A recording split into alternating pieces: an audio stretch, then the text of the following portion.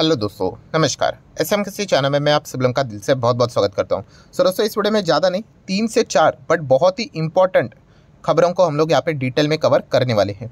तो चलिए स्टार्ट कर लेते हैं दोस्तों। सबसे पहले सबसे ज़्यादा पॉपुलर एंड थोड़ा सा कंट्रोवर्सी में फंसा हुआ ग्रुप अदानी ग्रुप। सो अदानी ग्रुप की अगर हम लोग बात करें दोस्तों, तो बहुत सारी खबरें हम लोग को आती हुई देखने को यहाँ पे मिल जाती है।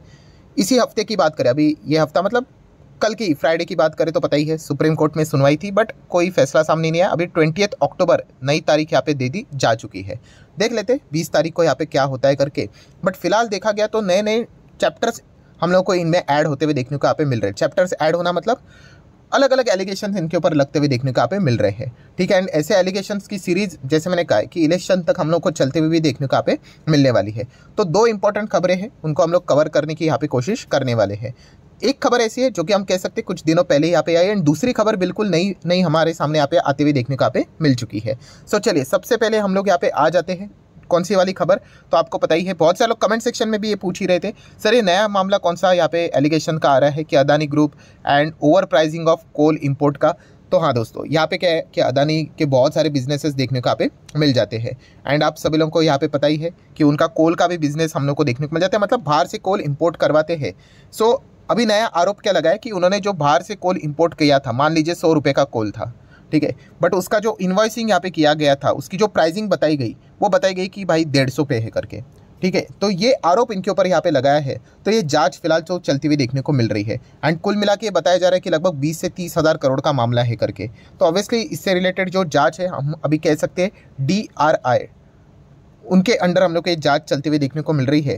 तो अभी जांच तो आपको पता ही है बहुत टाइम यहाँ पे लगता है, ऐसा नहीं होता कि आज स्टार्ट हुई कल ख़त्म यहाँ पे हो जाएगी। तो ये मामला हम लोग को फिलहाल तो देखने को यहाँ पे मिल रहा है, एंड बाकी तो पॉलिटिक्स तो चलेगा ही। आपको पता ही है अपोजिशंस भी बहुत सारी चीज़ें यहाँ पे मतलब क्लेम कर रहे हैं, तो वो भी पॉइंट्स हम लोग को देखने को यहाँ पे मिल रहे हैं। एंड ऐसी बात नहीं कि सिर्फ अदानी ग्रुप ही है, और भी 30-40 कंपनियां देखने को मिले, बट हाँ अदानी ग्रुप इसमें देखा गया तो बहुत बड़े स्तर के ऊपर काम करता है कोल से रिलेटेड इंपोर्ट का।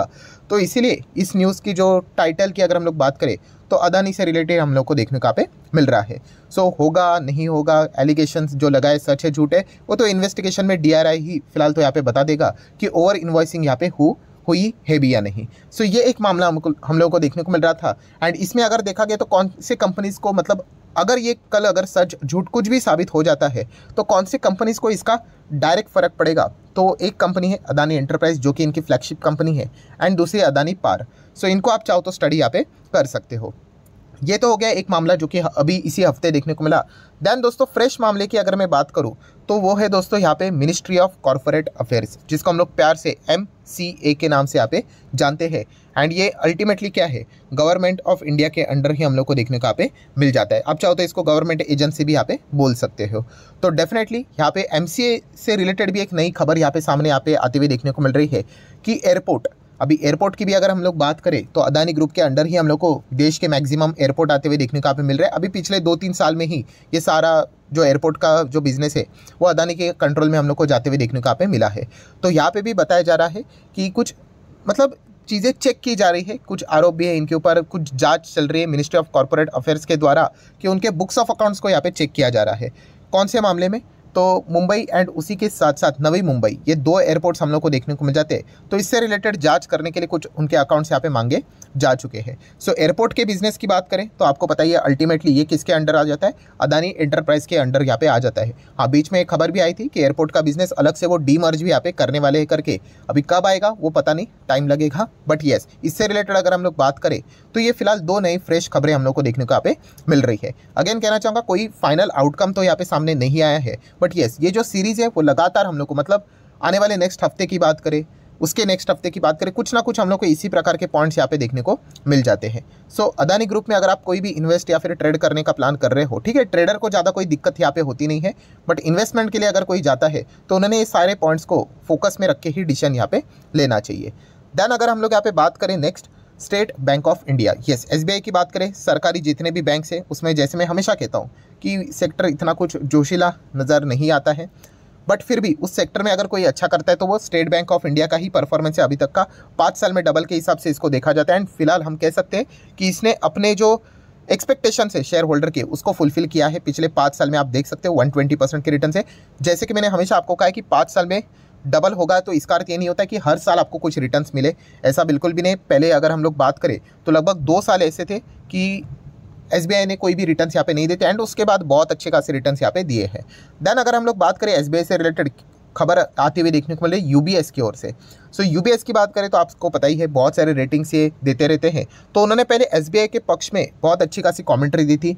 एसबीआई का लक्ष्य 700 के ऊपर दिया था कि बाय करके चलो करके, बट अभी उन्होंने अपना जो लक्ष्य है एंड जो रिकमेंडेशन है किसने, यूबीएस ने, वो यहाँ पे चेंज कर दिया है। तो उन्होंने यहाँ पे बोल दिया कि इसको बेचो करके ये 530 तक आएगा करके, ठीक है। तो ये पॉइंट फिलहाल तो उन्होंने यहाँ पे बताया है। सो आप जरूर चाहो तो इन चीज़ों को भी यहाँ पे स्टडी कर सकते हो। क्या इन लोगों को ब्लाइंडली कॉपी करना चाहिए? अरे बिल्कुल भी नहीं, ये यहाँ पे बदलते रहते हैं। मैंने बहुत बार आप लोगों को बताया है। अभी कुछ ही टाइम पहले ये बाय करके बोल रहे थे, अभी सेल करके बोल रहे हैं। तो इसीलिए खुद का बोलते हैं ना डिसीजन होना मार्केट में, ये बहुत इंपॉर्टेंट रहता है। वरना ये ऐसे यूबीएस है, मूडीज़ है, जेफरीज़ है, मॉर्गन स्टैनली है, गोल्डमैन सैच है, बहुत सारी ऐसी लंबी भीड़ आपको मिल जाएंगी। ये बार बार यहाँ पे टारगेट बढ़ाते हैं घटाते, ये चलता रहता है। हाँ, कभी कभी परिणाम भी होता है उन स्टॉक्स के ऊपर, बट सबसे इंपॉर्टेंट चीज़ क्या है पता है इन्वेस्टमेंट के दुनिया में? आपका खुद का कन्विक्शन क्या है, ठीक है। ये बहुत ज़्यादा इंपॉर्टेंट है। अगर आपको लगता है कि ये कंपनी अच्छा करेगी, आपका खुद का स्टडी होना बहुत इंपॉर्टेंट है। ये तो चलता रहेगा। जैसे मैंने कहा ना कि अभी इन्होंने कुछ टाइम पहले बाय बोला था, 700 प्लस का टारगेट दिया था, अभी उन्होंने वही कट करके 530 बोला है। तो इसलिए कहना चाहूँगा कि आपका खुद का, बोलते हैं ना सुनो सबकी करो खुद की, वैसी ही चीज़ हम लोगों ने यहाँ पे अपनानी है। बट येस, इग्नोर नहीं करना होता है, स्टडी ज़रूर करना होता है। तो आप चाहो तो इस चीज़ को भी स्टडी कर सकते हो। नेक्स्ट बात करेंगे दोस्तों तो एचडीएफसी बैंक। यस, कल के दिन की बात करें, कल है 15 तारीख, तो एचडीएफसी बैंक के हम लोग को क्वार्टर 2 के रिजल्ट्स देखने को यहाँ पे मिलने वाले हैं। रिजल्ट की बात करें तो जैसे मैंने कहा कि अनुमान अलग अलग रहते हैं। अभी ईटी की अगर हम लोग बात करें, इकोनॉमिक टाइम्स ये कहता है कि इनके मार्जिन्स हम लोग को मॉडरेट दिखने को यहाँ पे मिल सकते हैं, बिकॉज पहली बार कंपनी अपने मर्ज एंटिटी के नंबर्स यहाँ पे पोस्ट करने वाली है। अभी मिंट की बात करें, उनके एक्सपर्ट का मानना ये है कि मार्जिन्स यहाँ पे गिर सकते हैं करके। तो हर किसी का अपना अपना अनुमान रहता है, ठीक है। ओवरऑल नंबर कैसे आएंगे कल के दिन हम लोग इसको डिटेल में जानने की कोशिश ज़रूर करेंगे। वैसे तो ऑलरेडी यहाँ पे हम कह सकते हैं कि जो कंपनी का मैनेजमेंट था उन्होंने खुद ही बोल के रखा हुआ था कि एनपीएस बढ़ सकते हैं, यहाँ पे इतना कुछ खास परफॉर्मेंस नहीं होगा करके। तो थोड़ा बहुत लोग ऑलरेडी मतलब ज़्यादा उम्मीद लेकर नहीं चल रहे हैं, ये एक बात हम लोग यहाँ पे मान सकते हैं। अभी देख लेते हैं, दूध का दूध पानी का पानी कल के दिन हम लोग को होते हुए देखने को मिल जाएगा। नेक्स्ट अभी हम लोग यहाँ पे बात करेंगे IMF। यस दोस्तों, IMF की अगर हम लोग बात करें तो हमारे भारत देश का जो टारगेट है, परफॉर्मेंस है, वो उन्होंने वापस यहाँ पे बढ़ा दिया। एंड IMF बिलीव करता है कि आने वाले जो नेक्स्ट 10 साल तो यहाँ पे रहने वाले हैं, एंड उसके आगे के भी डिकेड्स की अगर हम लोग बात करें तो भारत देश की इकोनॉमी सबसे बेस्ट इकोनॉमी यहाँ पे रहने वाली है। ग्रोइंग इकोनॉमी की अगर हम लोग बात करें तो ये तो बच्चे बच्चे को भी यहाँ पे पता है। बट अगर HSBC की अगर हम लोग बात करें तो उन्होंने ये कहा है कि आने वाले समय में डेफिनेटली इंडिया अच्छा करेगा, बट चाइना को रिप्लेस करने की अगर हम लोग बात करें, ग्लोबल ग्रोथ इंजन की अगर हम लोग बात करें तो चाइना को ही कंसिडर किया जाता है।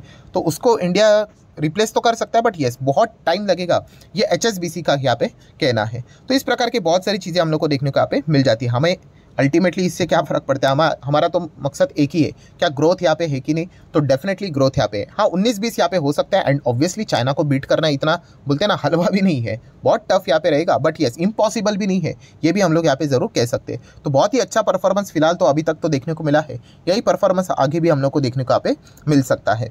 देन दोस्तों नेक्स्ट एंड आखिरी खबर की हम लोग यहाँ पे बात करेंगे, एंड वो है सिक्किम से रिलेटेड। आप सभी लोगों को पता होगा, अगर नहीं पता है तो मैं बता दूँ कि सिक्किम में हम लोगों को यहाँ पे फ्लड चलते हुए देखने को यहाँ पे मिल रहा है। बहुत ज़्यादा दिक्कतें हम लोग को वहाँ पे देखने को यहाँ पे मिल रही है, ठीक है। एंड इसी चीज़ के चलते अगर मैं बिजनेस पॉइंट ऑफ व्यू से अगर मैं यहाँ पे बात करूँ, ठीक है, मार्केट के हिसाब से बात करूँ तो NHPC ये जो कंपनी है, ठीक है, वहाँ पे उनका हम लोगों को बहुत सारा बिजनेस देखने को मिल जाता है। एंड उन्होंने यहाँ पे एक्सचेंज को भी इन्फॉर्म कर दिया है कि इस फ्लड के चलते यहाँ पे उनको लगभग 788 करोड़ का लॉस यहाँ पे हो सकता है। ऑब्वियसली ये एक्सेप्शनल लॉस है, क्योंकि इस प्रकार की जो चीज़ें होती है, ठीक है, इसको एक्सेप्शनल आइटम में कंसिडर यहाँ पे किया जाता है, बट स्टिल ये लॉस उनको ही बेयर यहाँ पे करना पड़ेगा।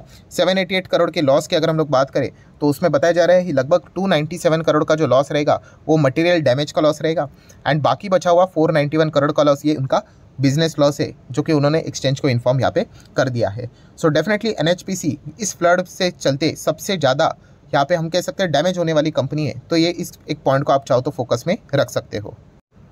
सो ठीक है दोस्तों, जितने भी इंपॉर्टेंट पॉइंट्स थे सारे यहाँ पे मैंने कवर कर लिए। वीडियो अच्छा लगे तो चाहो तो आप इसको लाइक एंड शेयर कर सकते हो। एंड डीमैट अकाउंट अगर आपने अभी तक ओपन नहीं किया तो लिंक नीचे डिस्क्रिप्शन में 25 वीडियो की लिस्ट भी आपको बिल्कुल फ्री ऑफ कॉस्ट मिल जाएगी। आपका नाम, कौन सा अकाउंट आपने लिंक के थ्रू ओपन किया, प्रॉपरली कमेंट्स में मेंशन कर देना। तो हफ्ते भर के अंदर अंदर सारे लेक्चर्स मेरे साइड से फ्री ऑफ कॉस्ट प्रोवाइड कर दी जाएंगे ताकि आप शेयर बाजार को आसान भाषा से सीख सके। So that's it, thank you very much दोस्तों। We will be meeting our next video. तब तक के लिए बाय बाय।